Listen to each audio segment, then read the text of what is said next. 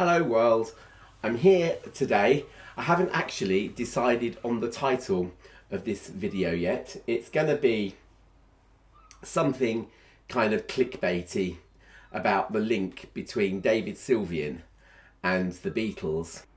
You could make any number of tenuous links between such and such a personality and the Beatles. For example, Joan Armour trading, the link there is Glyn Johns, who worked on the Get Back sessions with the Beatles and also produced Joan Armour trading during the 70s.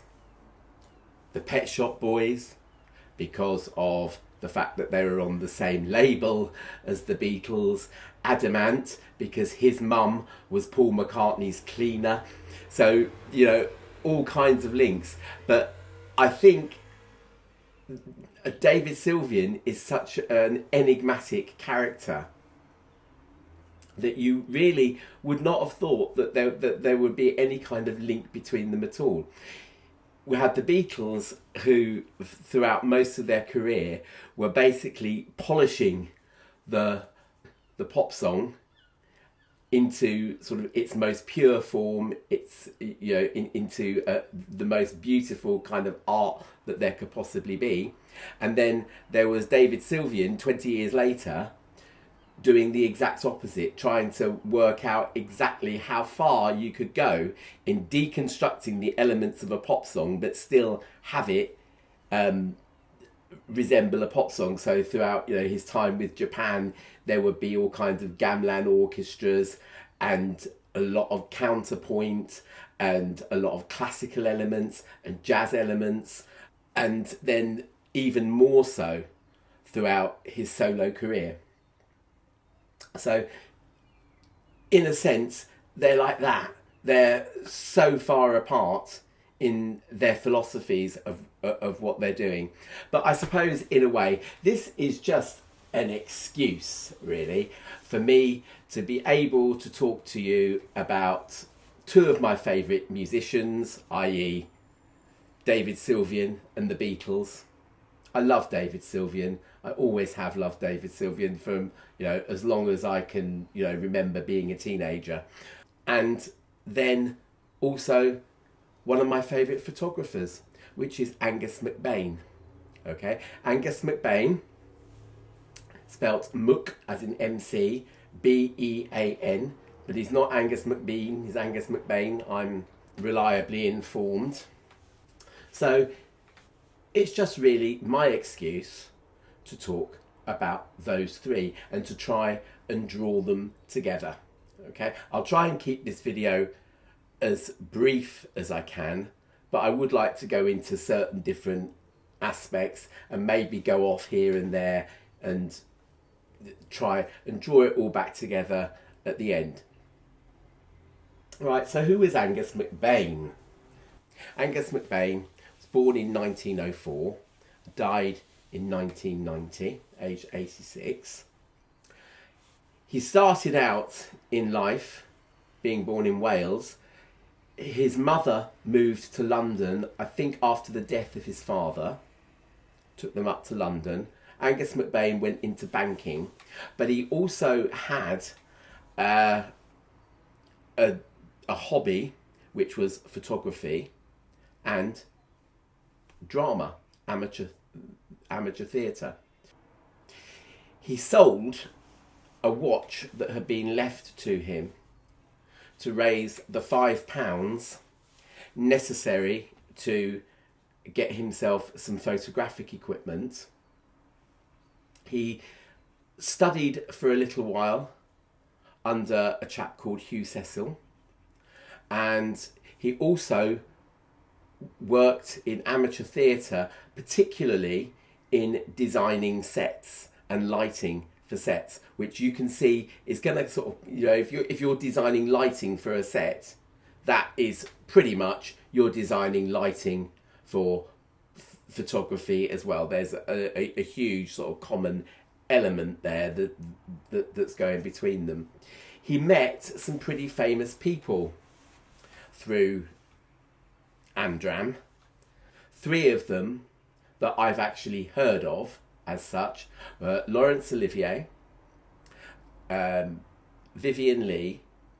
Laurence Olivier and Vivien Leigh appeared together in Macbeth, and McBean took the photographs for that, and a lady called Flora Robson. The only thing I know about Flora Robson, she's got a list of film and theatre credits as long as your arm, and basically the only film I know about hers is the last one that she ever made in 1980, which was called Clash of the Titans. It's the classic Clash of the Titans, and she was one of the sort of Greek mythological creatures in it, so it was obviously the last one she made before she died. In the early 1940s, Angus McBean actually served 2 years of a 4-year prison sentence. Back in the pre-1967 Britain, it was illegal to be homosexual or gay, and Angus McBean was convicted and sent to prison for 4 years, served 2 years of those. When he came out of prison, there was less demand, like post-war. A lot of theatres had been bombed. This newfangled thing called television was just coming into its own. Television as an art form had been suspended at the beginning of the war. I think the first television broadcasts were around about the London area in the late 30s, around about 1936. Suspended during the war because all of the broadcasting equipment and stuff was needed for the war effort. And then in 1946, it kind of came back with a vengeance. And so there was less demand for theatrical photography. He got himself a job on EMI's sort of list of approved photographers for LP sleeves. Back in the day, singles were just generic, plain covers, but albums were kind of, they kind of went a little bit all out on their album covers. EMI were really not known for producing fantastic album covers. And when the Beatles went in the studio to record their album Please Please Me, George Martin had this fantastic idea to go to London Zoo and photograph them in the insects section of it. London Zoo were having none of it. Whether or not it was, we refuse to allow our name to be tarnished by these 4 northern scruffs, or whether or not it was to do with the fact that, perhaps the insects would not be happy having a whole load of lighting equipment and flashing and stuff like that. You can probably see that it was probably a bit of both. It's just me surmising, by the way. I haven't got any concrete evidence to to support either of those. But anyway, London Zoo said no. So they fell back on an idea which they'd used for a few previous covers, which was one of the EMI buildings in London, which no longer exists, had a series of balconies. And they asked Angus McBean, jobbing EMI photographer, which makes him sound as if he had no kind of pedigree at all. And this is kind of the myth, because to Beatles fans, Angus McBean, his name is a bit of a god, but it's only for one reason. And that reason is, how do I know whether or not I've got a first edition of Please Please Me? Look at Andy Hall's videos to find out whether or not you really have got a first edition of Please Please Me. But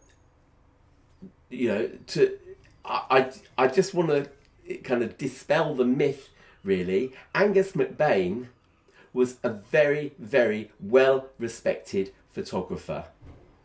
He was famous, okay?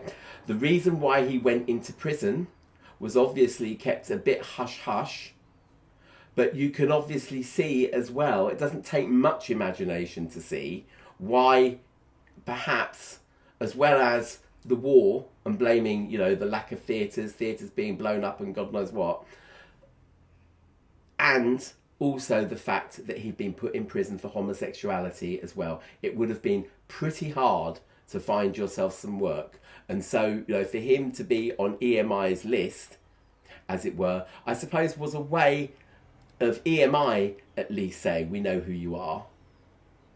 But for, Beatles fans nowadays, you need to know that Angus McBean wasn't just some little, up-and-coming upstart. He was a true professional and a genius. On the day that he was asked to take the photograph for Please Please Me, though, he only had one lens with him, which I think was a portrait lens, more suited to taking photographs of one person. All right, whereas that he had 4 people, and so to do that and to get them on this balcony, he had to lean right down.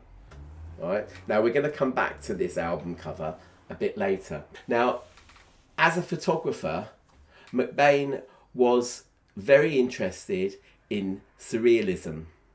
Surrealism is about the conflict between the dream world and reality, and it came about through sort of post-World War I artists who had been through the trauma of fighting on the front and this horrors of war.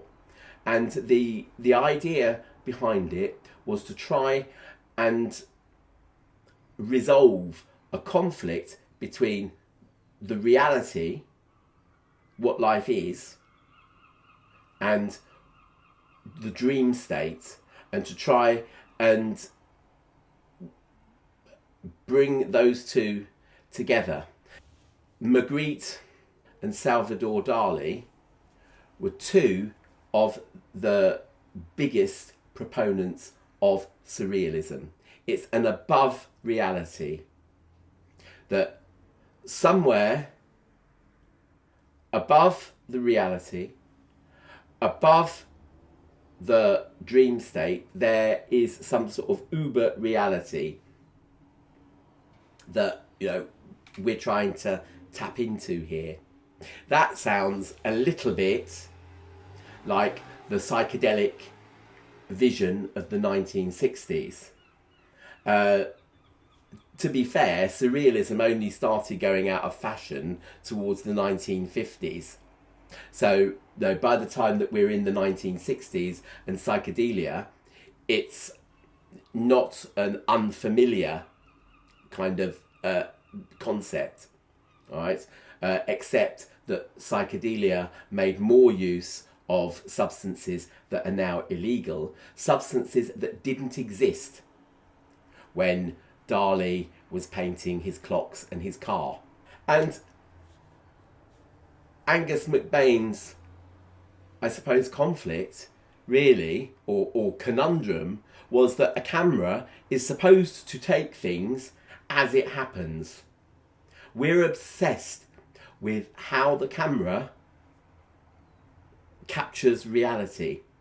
More obsessed, perhaps, than we were when the camera first came out and people were saying, no, photography isn't art because it's not creative enough. You just put the thing to your eye and press a button.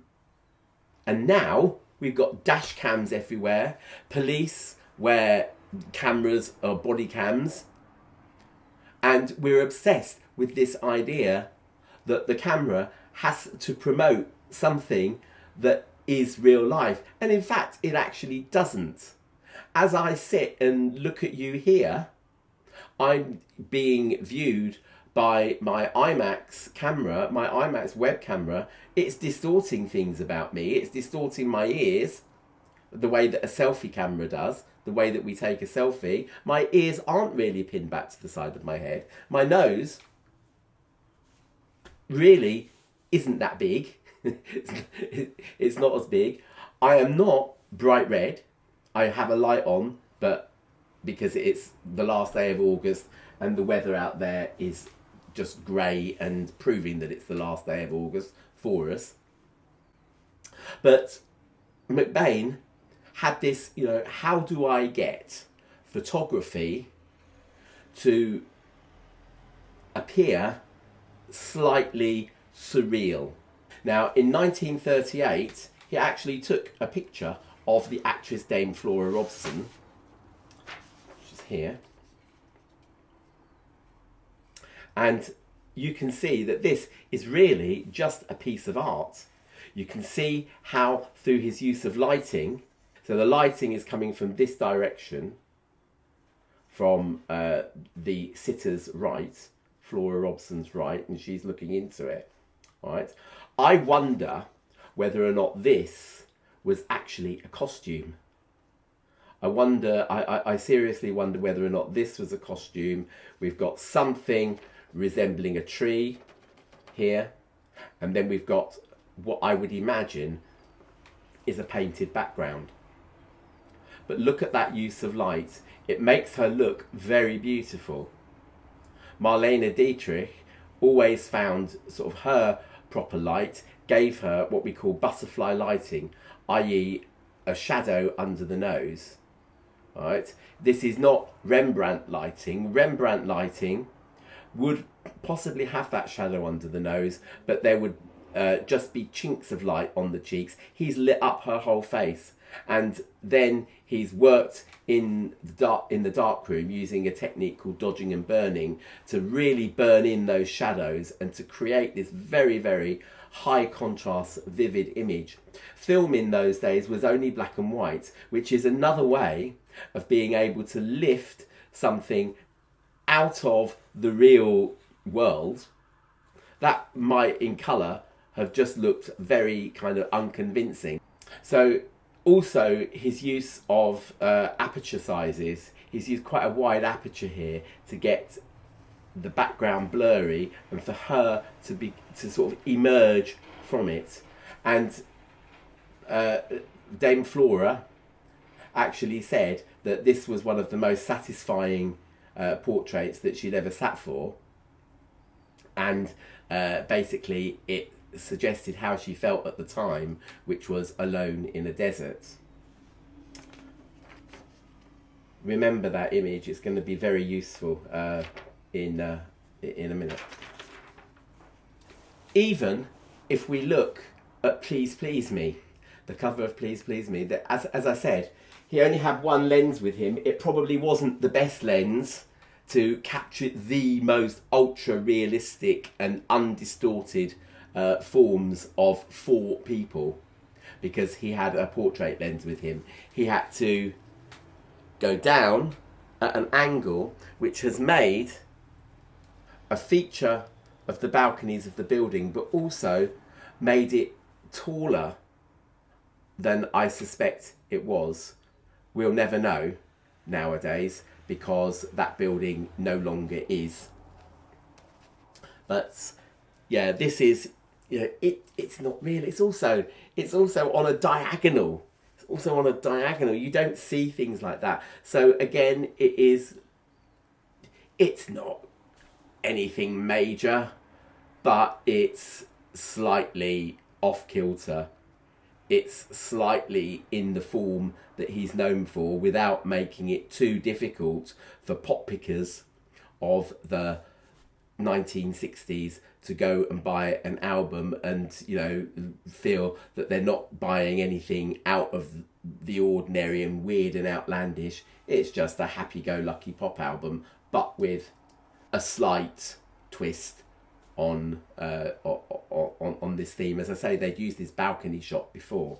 So, waddling into the 1980s, towards the end of Angus McBean's life, came David Sylvian. David Sylvian, as you know, was originally a member of the pop group Japan. Japan split up in 1982. And in 1984, David Sylvian released his first solo album called Brilliant Trees. Right, this is it. It is on Apple Music, Spotify, etc. But there was a reissue of it, and it's got a slightly different cover, as have most of Sylvian's albums from that time. Right, you can see this lovely French influence here. All right. David Sylvian was going through a bit of an existential crisis, which eventually led to him sort of being diagnosed as clinically depressed in the late 80s. But here, he's having an existential crisis, people. As I said, his aim on this and many of his other albums was to see how far he could push deconstructing the pop song. How many world elements and different scales and different genres of music can I introduce into my style before it becomes unrecognisable as pop music? Quite nicely delineated though. Side 1 contains material that would be recognisable as singles. For example, a song called The Ink in the Well, which is, it's got elements of jazz in it and free improvisation, but it's still well within the pop song. Pulling Punches is probably quite close to Japan's style before they split up. But by the time we've got to side 2, we've only got 3 tracks, side B as it's called here. We've got 3 tracks that are really quite weird in terms of what 1980s fans of Duran Duran and Spandau and Japan would have been expecting. They're very, very beautiful. In particular, the title track, Brilliant Trees. Find Brilliant Trees. It's lovely. Absolutely lovely. The song that I really want to talk about, though, is here. It's Red Guitar. Okay. Now, as I've spoken about many, many times, the most successful pop songs are all about trying to resolve tension. Talked about a lot of tension here being resolved. You know, photography as an art form versus photography as capturing the real. The surreal, the dream state, and the reality. The idea of pop music as its own art form versus deconstructing it and trying to, you know, maintain the quality of a pop song, but using different musical genres, for example, in David Sylvian's work. So we've got Red Guitar here. Red Guitar is a lovely pop song. Very, very catchy, lovely little loops and guitar riffs, and just a fantastic, funky backing track that most pop pickers of the 1980s would be sort of very happy to dance to, and, you know, having their record collections as such. However, if you were to take the lyrics just simply as a poem, you'd be thinking, well, actually, these are quite hard lyrics. How on earth am I supposed to know what David Sylvian's going on about? And the word pretentious was one that was used by a lot of the media at the time for music like David Sylvian's. All right. Having said that, even Duran Duran name dropped a few sort of French authors in their time. Funny, it's just like a scene out of Voltaire Drifting Out of Sight from Last Chance on the Stairway, for example. So, you know, just dropping in that, oh yeah, I've read these people like French, yeah. David Sylvian really had. And it absolutely shows in these lyrics. Right? He name drops, but doesn't quite, but quotes the work of 2 quite well-known French authors, Cocteau and Raymond Radiguet. Raymond Radiguet, God knows, God love him, his life was absolutely tragic. 1903 to 1923. End of 1923 he died, but he wrote 2 books. And one of them is quoted in the chorus, Le Diable au corps. For example, that's French for the devil in the flesh. And the lyrics to the chorus go, I play my red guitar. It's the devil in the flesh. It's the iron in my soul.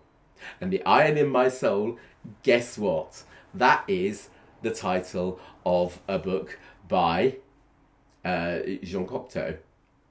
So The Devil in the Flesh was the name of a book by Raymond Radiguet. Covered some controversial themes. It's a bit Lolita-esque, all right? So you know where this is going. You know where this is going. It's a woman whose husband has gone off to fight in the First World War on the front, left this woman behind, and she started an affair with a 16-year-old boy, which is controversial even now, but back then it really was controversial, and we would have all kinds of words, quite rightly, that would describe such a relationship. But yes, this is the story. Some would suggest it's autobiographical on Radiguet's part. Poor Radiguet wasn't really around long enough, though. This book was published in 1923 when Radiguet was 20, and he died at the end of 1923 with typhoid. And Cocteau, who was one of his friends, Jean Cocteau, was absolutely mortified by it. He caught typhoid at the same time, under the same circumstances as his friend Radiguet. So I play my red guitar, it's the devil in the flesh, it's the iron in my soul. In verse 2, David Sylvian talks about a certain difficulty of being, which references another one of Cocteau's works. All right. So what on earth was David Sylvian going on about in this song? Well, as I say, he was going through a bit of an existential crisis. He had obviously thought at some point in 1974, when he and his mates came up with this idea of giving each other David Bowie-esque surnames and becoming a group called Japan. And then, you know, we're going to be world famous, you know. It became, you know, very, very difficult. They had a 5-year slog before they could even put out, 4 or 5 year slog before they could even put out an album, and a lot of hard work, being signed up to a record label that, who's ever heard of Hansa Records? The only reason why we've heard of Hansa Records is because Japan were signed to them. All right. They were signed up to Virgin, and then they became famous very, very quickly in their early 20s, probably not even 20.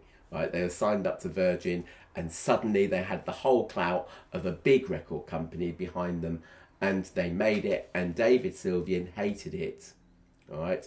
Plus, there were tensions in the group by that time between Mick Karn's girlfriend, Yuka Fuji, the photographer, and David Sylvian, who had his eyes on Yuka Fuji, the photographer. Eventually, Yuka Fuji split with Mick Karn and went with David Sylvian, which kind of also dissolved the band. So by 1982, as I say, they were not a thing.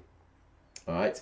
And then David Sylvian thinking, well, you know, what kind of music do I want to create? I don't want to be just stuck doing, you know, the things that, you know, by you know, 4 or 5 albums with Japan, I've just done it in my sleep now. You know, he once said that he wrote the whole of Tin Drum just by looking at a photo album belonging to Yuka Fuji. So, you know, it wasn't challenging him enough. All right. So this is why we've got Brilliant Trees here, but we've also got the fact that he's deeply concerned with religion, like Paul Tillich would have said. You know, he's deeply concerned. You know, what does all of this mean? And so this is why he was name dropping all these French people, not to be pretentious, but because he was actually reading them and actually reading, you know, the Sartre and the philosophies surrounding all of that. And so the song starts out with, I recognise no method of living that I know. I see only the basic materials I may use. Now, again, you know, that sounds extremely pretentious. What on earth is he going on about?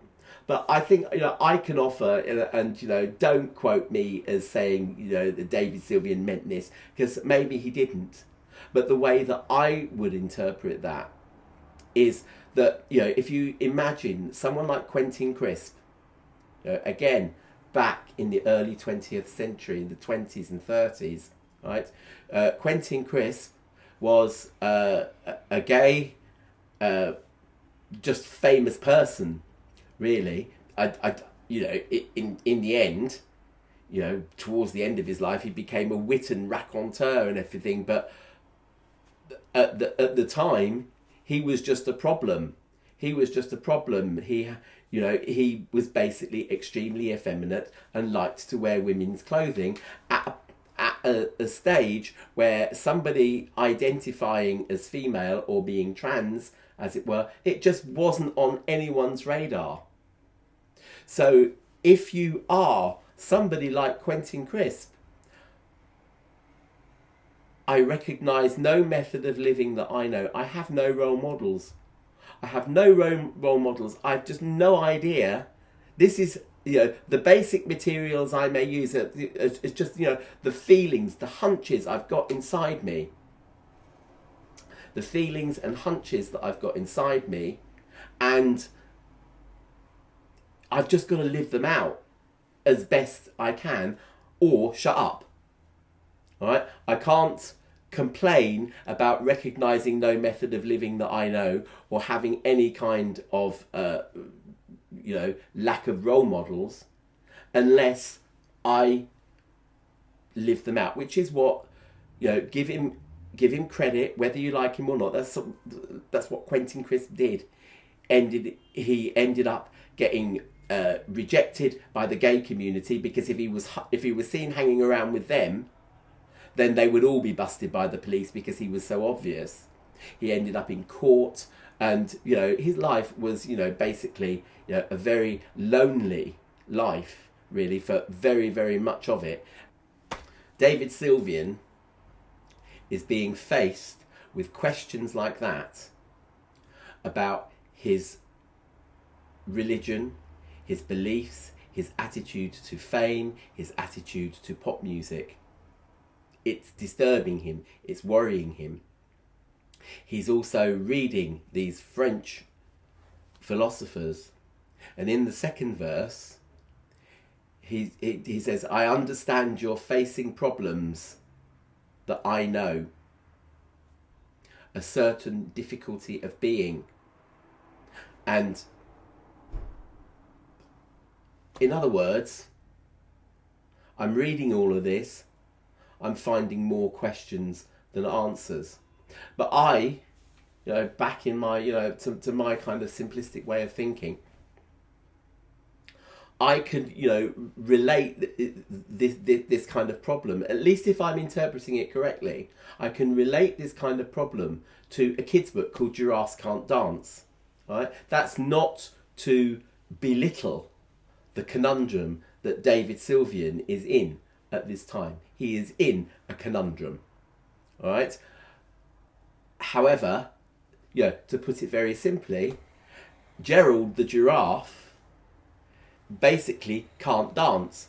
All the other animals in the jungle all know how to dance, and there are polka dances, and there's a waltz, and there's a this and a that, and the next kind of dance, and they've all got the knack down perfectly. They all fit in with each other, and, you know, have this common language. Whereas when Gerald starts to dance, it's just a kind of complete and utter clumsy little kind of twaddle. And perhaps in the same way that David Sylvian is, you know, just, I play my red guitar. I play my red guitar. Like Gerald, I just dance. You know, I just do. And by doing it, you know, it might not fit into any kind of established mold, but it's here, you know, and I'm doing it, and this is my way out. It's the thing. It's showing me, you know, the clash between the devil in the flesh and the iron or the resolve that's in my soul. You know, the resolve meaning, you know, the will to carry on, the stamina, and you know, it's just resolving those two questions really. And the only way out of his problem is to express himself through music. The only way out of Gerald's problem became to express himself through dance. And at the end of the book, Giraffes Can't Dance, we're told that it's beautiful. We're told that it's beautiful. And that's really the same with Brilliant Trees. Now, in 1983, or thereabouts, Dame Flora Robson died. And this photograph was printed in a newspaper which David Sylvian saw. And when he saw it, he instantly thought of Angus McBean, here he is, who'd taken that photograph. And he said to the director of the video, Anton Corbijn, can you base my red guitar video on this imagery, this kind of imagery? And so Anton Corbijn sort of set himself out the task. They actually persuaded Angus McBean to be a part of the video. All right, so I would encourage you to actually watch the video. What you'll see is Dame Flora here being sort of Tipp-X'd out, and David Sylvian being put in the same place. All right, this kind of tree structure here is different, slightly different, but it's a very uncanny similarity between the lighting. You know, you've even got the butterfly lighting underneath David Sylvian's nose. It is uncanny how much like the original picture, the video is. You have Angus McBean. You have a tiny little child in there, little boy, looks about 7 or 8, and again, you know, there's you know, there's tension, resolving the tension of life, the real life, as in from childhood to old age, that is real life, and the dreamlike state, which is David Sylvian dressed as Flora McBean, as it were, you know, so you have this kind of resolve there. But also, I like to think as well, there's just something beautiful about how, you know, somebody who at that time would have been nearly 80, going back to what I think the child is representing Angus as a child, and kind of just, you know, as you know, it's a very often repeated, quite a corny motif really. If I could go back and speak to myself as a little boy, what would I say to him? And yeah, this is you know, and I like to think that, you know, it's actually all right. It's actually all right. Okay, I've been prattling on for probably nearly 3/4 of an hour now. I'll do some editing, but yeah, I'm going to wrap this up now. But I hope that has given you, I'll put the link to Red Guitar, but I hope that's given you an inkling of how wonderful and just how life just has this funny way of of clicking and just showing you links here and there that perhaps you never even thought existed. All right, the Beatles, fantastic group. Angus McBean, just a brilliant photographer, and there's not a lot about him on the internet, but from what I've heard, just sounds like just a very, very beautiful person. And David Sylvian, who, as we all know, is just, his music in particular is just the embodiment of sheer beauty. And here, all three come together. So I will leave you. I will leave you on that. And I hope to see you in the next video. Please like, subscribe if you want to. Give a little thanks by clicking the heart below, but only if you can. Share if you dare. See ya. Bye.